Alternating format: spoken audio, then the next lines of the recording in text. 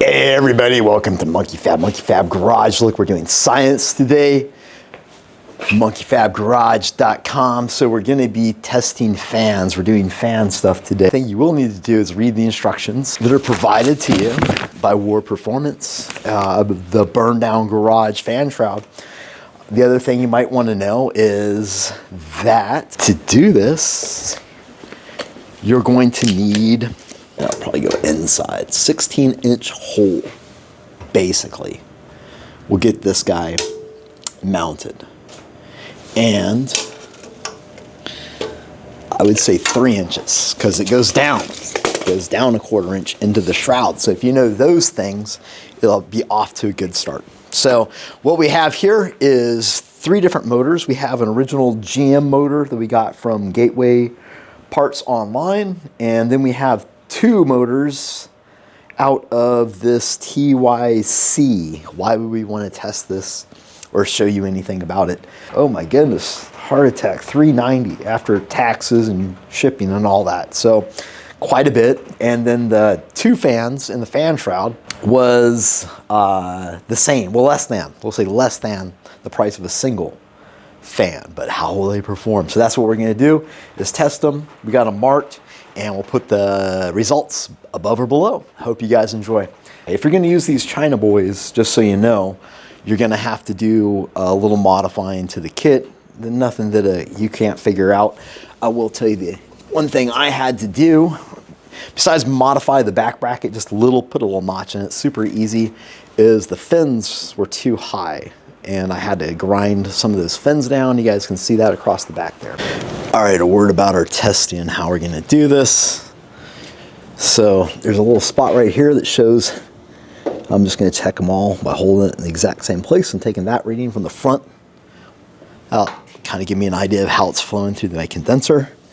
And then back here, I'm going to test it.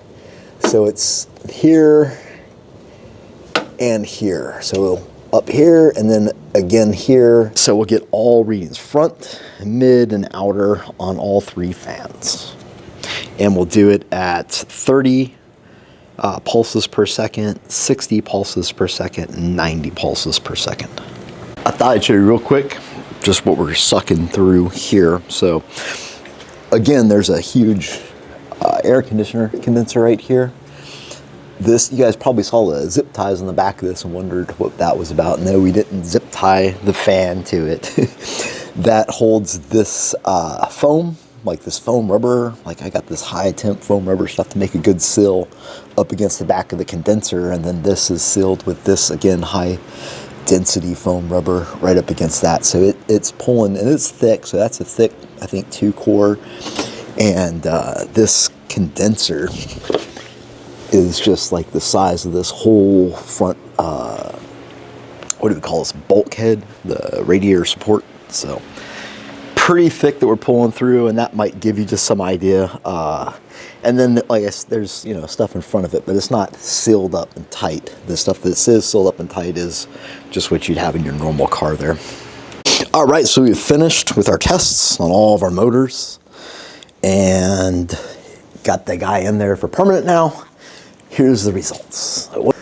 We got our China guy on this side, the right and the left motor, and then our GM on this side. This is at 30 pulses per 30 PWM. The amps, about 1. The F, the top number is in front of my air conditioner condenser, and the P is kind of the peak back pull number, and the A is kind of the in-between the center of the motor and the edge of the fan where you get your peak number. So that's how I came up with those numbers. You'll see that 60 is, you know, kind of the mean, but I noticed they really didn't start to chooch until about 70 PWM. And you'll see that reflected in the amps that they pull, how much they're, obviously. So lastly, at pretty much full tilt 90, I didn't really get much benefit going higher than 90. They all pulled about 2,000, so they all did better than the Spall, which was, you know, like I said, it's not really a fair comparison. The Spall also peaked to 50 when it was turning on, but settled at 15. So that's those motors. I decided to run the right one because it should be fine. Subjectively, I'd say the GM one kind of pulled, felt like it pulled more. Had the amps that made it look like it pulled more.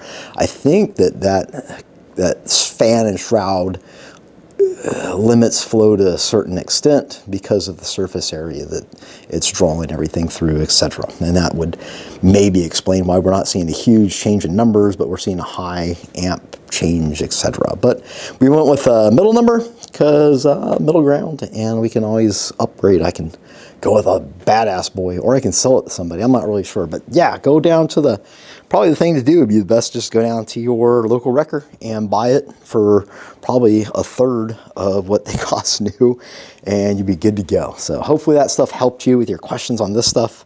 Again, if you're going to use the China boys, it's going to take a little bit of modification, nothing that a sloppy guy couldn't figure out all on their own. So hopefully that helped you. If it did, please drop by monkeyfabgarage.com. Check out our stuff that help build your hot rods. We got lots of wiring stuff to put all this together. And until next time, this is Mike Monkey Fab signing out.